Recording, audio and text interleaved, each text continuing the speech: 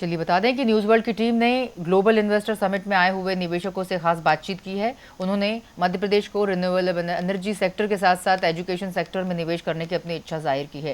बेंगलुरु से आई हुई महिला इन्वेस्टर ने रिन्यूएबल एनर्जी के क्षेत्र में कुछ बड़ा करने का प्लान किया है। वहीं आज सरकार के साथ एमओयू भी साइन करने हुए जा रही हैं और इसके साथ महेश्वर से जुड़े हुए 2 युवा अपनी नौकरी छोड़कर यहाँ पर स्टार्टअप को शुरू करेंगे, जो एग्रीकल्चर सेक्टर में अपनी बड़ी संभावनाओं को साकार करने की कोशिश में जुड़े हुए हैं।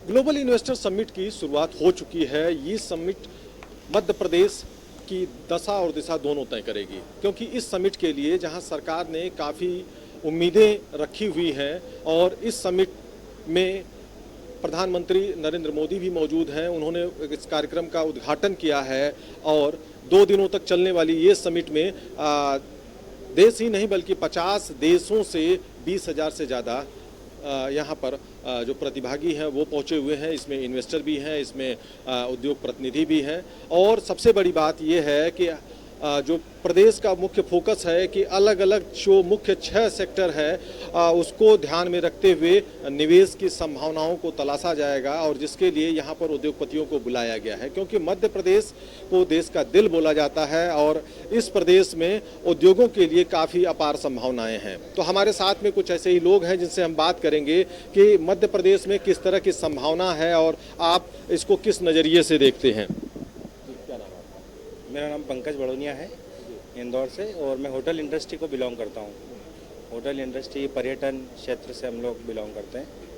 क्या संभावना लगती है, क्योंकि पर्यटन के क्षेत्र की बात करें तो मध्य प्रदेश में टूरिज्म के लिए अपार संभावना मौजूद है। बिल्कुल, मध्य प्रदेश में टूरिज़्म के लिए कई संभावना हैं। जैसे अभी हमने देखा कि माननीय हमारे मुख्यमंत्री जी मोहन यादव जी ने जैसे उज्जैन में महाकाल लोक का एक्सपांशन किया, वहाँ पर पर्यटन की काफ़ी संभावनाएँ बढ़ाई।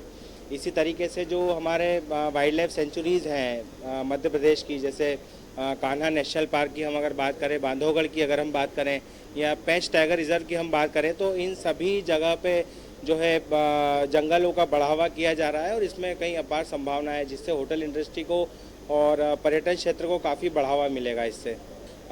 बिल्कुल आपने सही कहा, जैसे कि अभी हमारी गवर्नमेंट ने एक मांडू के ऊपर भी काफ़ी फोकस किया, जिसको रिसेंटली में वर्ल्ड यूनेस्को में उसको शामिल किया गया। तो पर्यटन की दृष्टि से अगर देखा जाए तो वहाँ पर भी अपार संभावनाएं जो है विकसित हो रही हैं और गवर्नमेंट की तरफ से भी काफ़ी वहाँ पर डेवलपमेंट चल रहा है, जिससे कि स्टेट को हमारा काफ़ी फ़ायदा मिलेगा आने वाले समय में। बिल्कुल आपने सही कहा, जैसे कि इसमें कई तरीके के कल्चर्स भी शामिल होंगे। जैसे कोई भी अगर कोई प्रोजेक्ट वाइल्ड लाइफ सेंचुरीज़ में या कहीं पे भी कोई कंपनी प्रोजेक्ट लेके आती है तो वहाँ पर रोज़गार की भी अपार संभावनाएं बढ़ती है। आजकल जो कंपनीज़ हैं, इंटीरियर आर्किटेक्ट जो है लोकल थीम को लेकर के, लोकल जनजाति प्रजाति को लेकर के काफ़ी डेवलपमेंट करते हैं, तो एक लोकल प्रजाति और उनकी संस्कृति को भी काफ़ी उसमें बढ़ावा मिलता है। ये भी एक मुख्य बिंदु है। बिल्कुल हम लोग होटल इंडस्ट्री से हैं, तो पर्यटन के क्षेत्र में होटल के विकास को, डेवलपमेंट के क्षेत्र में हम विकास करना चाहेंगे। मेरा नाम अंशुल भानु तिवारी है और मैं एक एजुकेशन फील्ड एम क्लैट का डायरेक्टर हूँ। एम क्लैट को लेकर मेरा चालू करने का मोटिव ये है कि कई ऐसे स्टूडेंट्स हैं, कई ऐसे फैमिलीज़ हैं जो इतने ज़्यादा इन्वेस्ट नहीं कर सकते हैं या फाइनेंशियल इतने ज़्यादा वीक हैं, तो उसके लिए मैंने, जो गरीब बच्चे हैं उनके लिए मैंने अपने इंस्टीट्यूट में 50% या फ्री की जो एजुकेशन है वो भी मैंने चालू करी है। ये एक क्लैट का इंस्टीट्यूट है जो कि लॉ के लिए होता है, अपने 19 एजुकेशनल जो नेशनल इंस्टीट्यूट्स हैं उनके लिए। एंड साथ ही साथ जो स्कूल्स हैं, जो 6 से लेकर 12 तक के स्कूल्स के स्टूडेंट्स होते हैं, उनके लिए भी हमने एजुकेशन के लिए किया है। साथ ही साथ मैंने यहाँ पे एक चीज़ की है कि क्योंकि मैं एक एजुकेशन फील्ड से हूँ, मैं इंजीनियरिंग एमटेक हूँ, एंड कई मैंने 2-3 गवर्नमेंट जॉब्स में ज्वाइन करने के बाद मैंने छोड़ दिया है वहाँ पे, जस्ट बिकॉज कि अगर हमें आगे बढ़ना है तो ये जो नई यूथ है उसको हमें आगे बढ़ाना पड़ेगा। उसी चीज़ के लिए मैंने जो एजुकेशन है उसको मैंने आगे बढ़ाया। अभी सिर्फ मैंने लॉ और स्कूल्स के लिए गया, अब नेक्स्ट जो मेरा इसमें टारगेट होगा वो IIT नीट के लिए होगा। निश्चित तौर पर वो सरकार के लिए फ़ायदेमंद होगी, क्योंकि CBSE के नॉर्म के हिसाब से और NEP जो नया आया है, नेशनल एजुकेशन पॉलिसी, वो बहुत लोगों के लिए जो है वो एक नई चीज़ लेके आ रहा है। एंड जो एजुकेशन पॉलिसी जो एक बहुत समय से ट्रेडिशनल वे में चली हुई आ रही थी, तो गवर्नमेंट के वो चीज़ चेंज होने पे नई नई चीज़ें जो आ रही हैं उससे ज़रूर उसको बेनिफिट मिलेगा। मैं रिन्यूएबल एनर्जी सेक्टर से हूँ और I think renewable energy sector is something that is booming and बहुत रिक्वायरमेंट है इन्वेस्टमेंट के भी, एंड ये बहुत बड़ा अपॉर्चुनिटी है क्योंकि सब लोग आते हैं, एक जगह पे सबका मिलन होता है तो और बहुत it is very well organised as well, so it's good. तो एमपी में बहुत बड़ा जगह है, तो बहुत यूटिलाइज कर सकते हैं, और इसके हिसाब से I think it is a good option compare to other states. Floating solar panel एक ऑप्शन है, विंड मिल्स एक ऑप्शन है क्योंकि जगह है, और लैंड सोलर भी एक ऑप्शन है, और उसका एनर्जी स्टोर करके अलग अलग तरीके से इस्तेमाल कर सकते हैं। तो it is heading in a good direction. हमारे साथ कुछ स्टार्टअप से जुड़े हुए लोग भी हैं जो कहीं न कहीं एमपी को एक स्टार्टअप के लिए एक बेस्ट स्टेट के रूप में पाते हैं, क्योंकि यहाँ पर स्टार्टअप के लिए काफ़ी संभावनाएं हैं। सरकार ने स्टार्टअप के लिए अलग से पॉलिसी भी बनाई हुई है। तो क्या नाम है आपका? डॉक्टर अमित पाटीदार।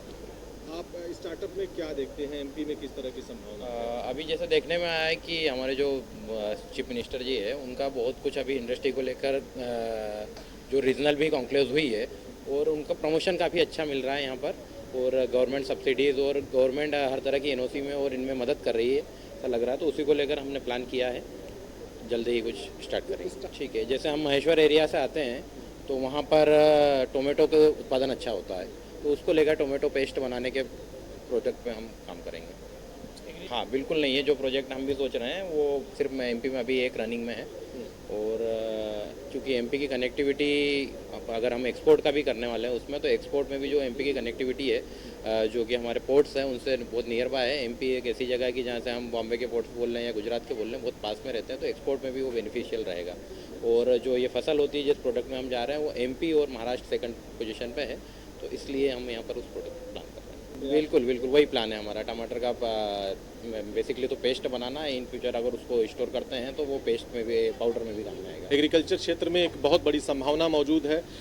स्टार्टअप के लिए सरकार ने एक अलग पॉलिसी का ऐलान भी किया है, स्टार्टअप को काफ़ी ज़्यादा सपोर्ट भी कर रही है, क्योंकि एग्रीकल्चर में यहाँ पर अगर देखा जाए तो अलग अलग जो संभाग हैं जो उसके हिसाब से यहाँ पर जो अलग अलग तरह की क्रॉप होती है, लेकिन स्टार्टअप यूनिट नहीं है, प्रोसेसिंग यूनिट नहीं होने के कारण न तो इसका फ़ायदा किसान को मिल पाता है बल्कि दूसरे स्टेट के लोग इसका फ़ायदा उठा पाते हैं। तो ये आप दोनों ने बताया कि किस तरह से एग्रीकल्चर सेक्टर में वो स्टार्टअप खड़ा करना चाहते हैं और यहीं के लोगों को रोज़गार देंगे और यहीं की फसल से कहीं न कहीं वो एक अलग तरह का प्रोडक्ट बनाकर एक अच्छा फ़ायदा भी उठा सकते हैं।